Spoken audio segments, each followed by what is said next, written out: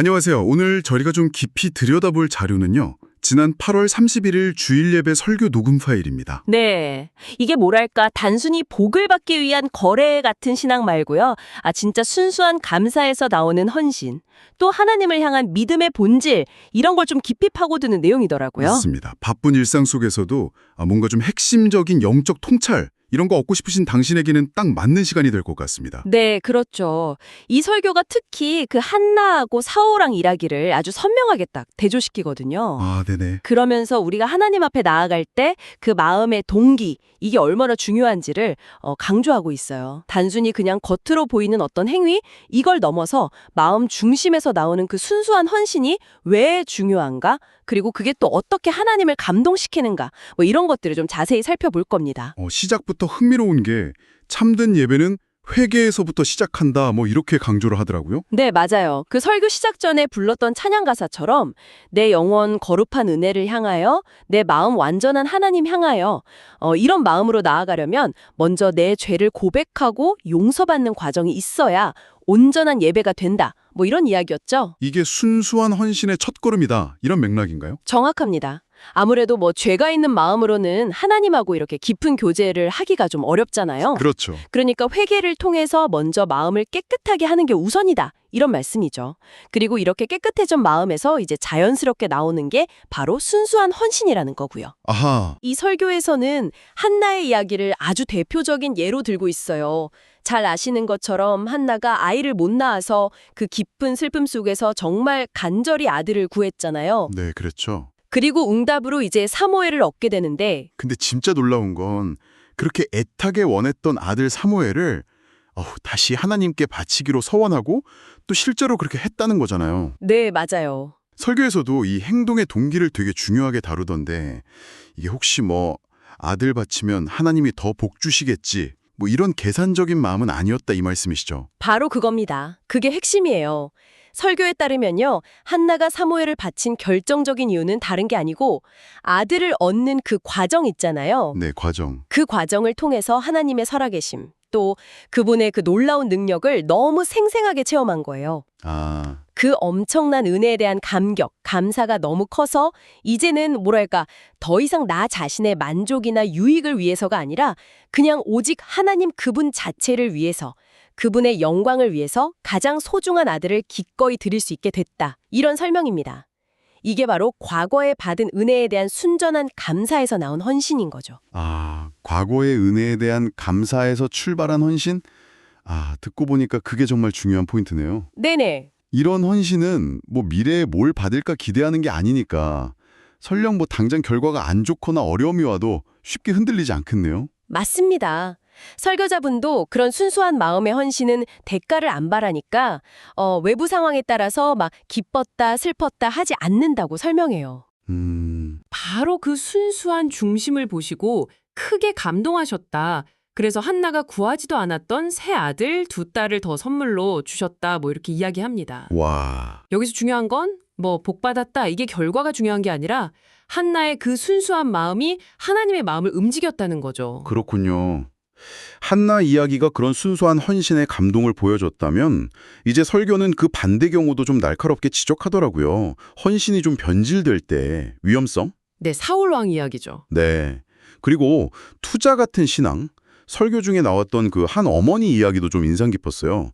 네네, 그 이야기. 남편 변화를 기대하면서 교회에 엄청 열심히 헌신했는데 기대만큼 결과가 안 나오니까 실망해서 결국 교회를 떠났다는 그런 내용이었죠. 네, 그게 딱 투자 심리로 하는 헌신의 함정을 보여주는 거예요.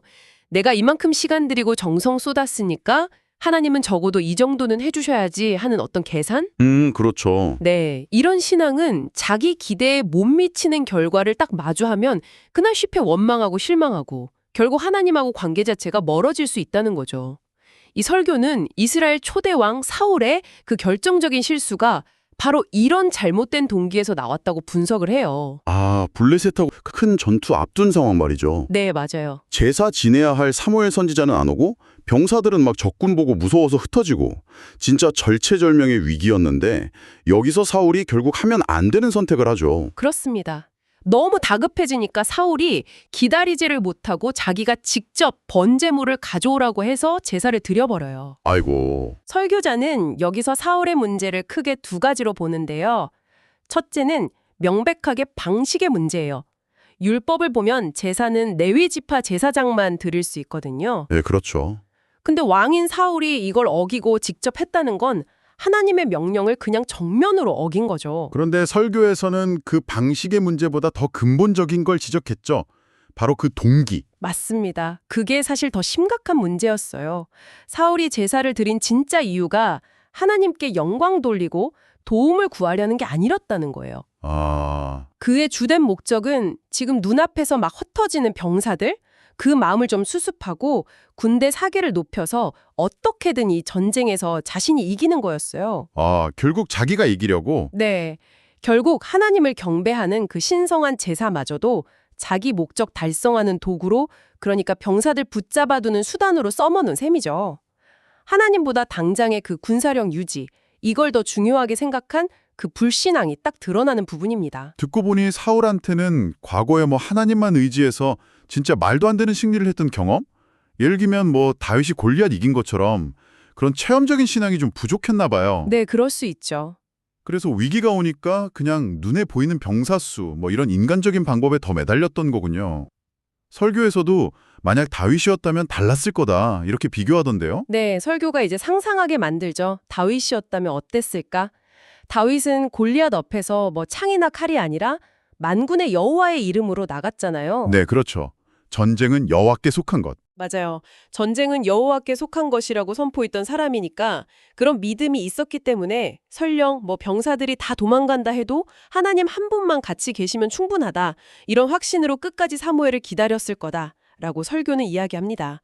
사울하고는 결정적인 차이죠. 하나님을 신뢰하냐 아니면 눈앞의 상황이나 힘을 더 의지하냐 이 차이인 거예요. 이 사울의 이야기가 그냥 옛날 사람 얘기가 아니라 오늘 우리 신앙의 모습을 좀 돌아보게 하는 것 같아요. 네, 그렇죠. 혹시 우리도 모르게 신앙생활이 그냥 형식적인 틀에 갇혀버린 건 아닌지, 매주 드리는 예배나 습관적으로 하는 기도 속에서 처음 그 감격, 진심 이런 거 다 사라지고 껍데기만 남은 건 아닌지, 설교자분도 이런 문제의식을 좀 느끼시고 예배 형식의 변화를 주려는 고민도 나누시더라고요. 그렇습니다. 형식 자체가 중요한 게 아니라 그 안에 담긴 마음의 진실성, 이걸 강조했어요. 어떤 형태로 예배를 드리던 찬양을 부르던 설교를 듣던 기도를 하든 그 순간 하나님 앞에서 얼마나 진심을 다하고 있는가, 그게 관건이라는 거죠. 특히 기도에 대해서는 우리가 좀 실제적으로 적용해 볼 만한 중요한 3가지 원칙을 제시했습니다. 당신의 기도 생활하고 한번 비교하면서 들어보시면 좋을 것 같아요. 기도에 대한 3가지 원칙, 저도 귀 기울여 들었어요. 첫째가 감사였죠. 네, 감사. 지금 필요한 거 구하기 전에 이미 내 삶에 주신 과거의 은혜들 먼저 떠올리고 감사하는 것. 둘째는 간구, 우리의 필요나 소원을 솔직하게 아뢰는 거고요. 근데 마지막 3번째 원칙이 가장 중요하면서도 우리가 자주 놓치는 부분이다 이렇게 강조하셨죠? 네, 바로 결과를 하나님의 주권에 온전히 맡기는 것. 이게 성숙한 기도의 핵심이라고 할 수 있어요. 맡기는 것. 네, 예수님께서 그 겟세마네 동산에서 십자가 앞에서 나의 원대로 마시옵고 아버지의 원대로 하옵소서 기도하셨던 모습이 가장 완전한 본보기죠. 우리는 간절히 구할 수 있고 또 구해야 해요. 하지만 최종적인 응답의 형태나 시기는 전적으로 하나님의 지혜와 선하심에 달려있다는 걸 인정하고 받아들이는 태도, 그게 필요하다는 거죠.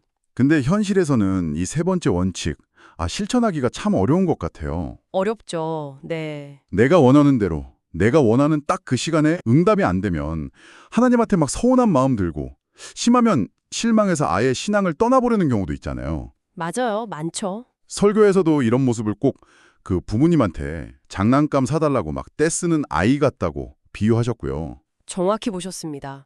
기도를 꼭 무슨 자판기처럼 생각하는 경향이 우리 안에 있다는 지적이에요. 버튼 누르면 딱 원하는 게 나와야 하는 것처럼. 네. 하지만 진짜 기도는 그런 일방적인 요구가 아니라 하나님과의 깊은 인격적인 관계 속에서 이루어지는 대화잖아요. 그렇죠. 대화. 네, 그 대화 속에서 우리는 우리 소원도 아뢰지만 동시에 하나님의 뜻을 헤아리고 그분의 주권을 인정하고 신뢰하는 법을 배워가는 거죠. 간절히 구하되 그 결과는 가장 좋은 것을 주실 하나님께 맡길 때 우리는 응답이 되든 안 되든 상관없이 마음의 평안을 누릴 수 있습니다. 결국 이 설교 전체를 꿰뚫는 핵심 메시지를 한 문장으로 딱 요약한다면 이거 아닐까요?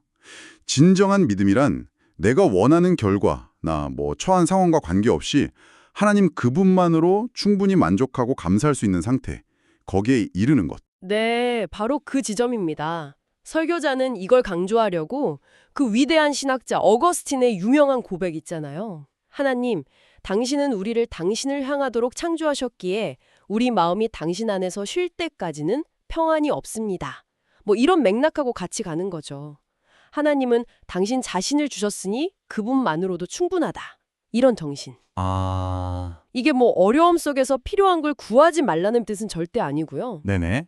오히려 더 간절히 구하되 그 기도의 끝에는 하나님의 뜻이 이루어지길 원합니다라는 신뢰의 고백. 그리고 어떤 결과에도 감사할 준비가 되어 있는 마음 자세. 이거를 의미하는 거죠. 설교자분이 드신 비유가 참 마음에 와닿았어요. 어떤 비유였죠? 그 마트 바닥에 누워서 장난감 사달라고 막 울고 떼쓰는 아이는 부모를 힘들게 하지만 네. 갖고 싶은 마음은 굴뚝 같은데도 부모님 형편 헤아려서 조용히 괜찮아요 안 사주셔도 이렇게 말하는 아이. 그 아이는 부모 마음을 깊이 울린다. 이 이야기요. 하나님이 우리에게 원하시는 신앙의 모습도 바로 후자 같다는 거군요. 그렇습니다. 뭘 얻어내기 위한 조건무 거래 같은 신앙이 아니라 이미 받은 구원의 은혜, 또 삶 속에서 누리는 수많은 축복들, 거기에 대한 진심 어린 감사에서 철발하는 헌신. 네. 그리고 그 마음으로 나아갈 때 우리의 헌신이 비로소 하나님을 감동시키는 향기로운 제물이 될 수 있다 이겁니다. 설교자분은 자기 교회 공동체가 바로 이런 순수한 믿음을 가진 사람들로 세워지기를 정말 간절히 바라고 계셨어요. 한나처럼 과거 은혜를 깊이 묵상하고 감사할 때 우리 헌신은 더 순수해지고 깊어질 수 있다. 반대로 사울처럼 과거 은혜는 잊어버리고 현재 문제 해결에만 급급하면 신앙은 쉽게 이기적인 도구나 형식적인 종교행위로 떨어질 위험이 있다. 이런 경고이기도 하고요. 오늘 함께 살펴본 설교 말씀은 우리가 하나님 앞에 어떤 마음가짐으로 나아가야 하는지, 또 진정한 믿음이란 결국 어떤 상황, 어떤 결과 앞에서도 하나님의 주권을 인정하면서 그분 한 분으로 만족하는 법을 배우는 여정이다. 이걸 참 깊이 생각하게 합니다. 네, 그렇죠. 무언가를 얻기 위한 수단이 아니라 받은 은혜에 대한 순수한 감사에서 비롯되는 신앙. 그 본질적인 중요성을 다시 한번 생각해보는 시간이었습니다. 네, 이제 당신에게 한번 질문을 던져보고 싶습니다. 만약 하나님 한 분만으로 충분하다는 이 순수한 믿음의 관점을 당신의 삶에 진심으로 한번 적용해 본다면 지금 당신이 마주하고 있는 어려움이나 아니면 간절히 원하는 소망들, 이것들을 대하는 태도가 어떻게 달라질 수 있을까요? 어쩌면 그토록 바라던 어떤 특정 결과를 넘어서서 더 깊은 차원의 영적인 자유, 그리고 흔들리지 않는 평안을 발견하는 출발점이 될 수도 있지 않을까 한번 깊이 생각해 보시면 좋겠습니다.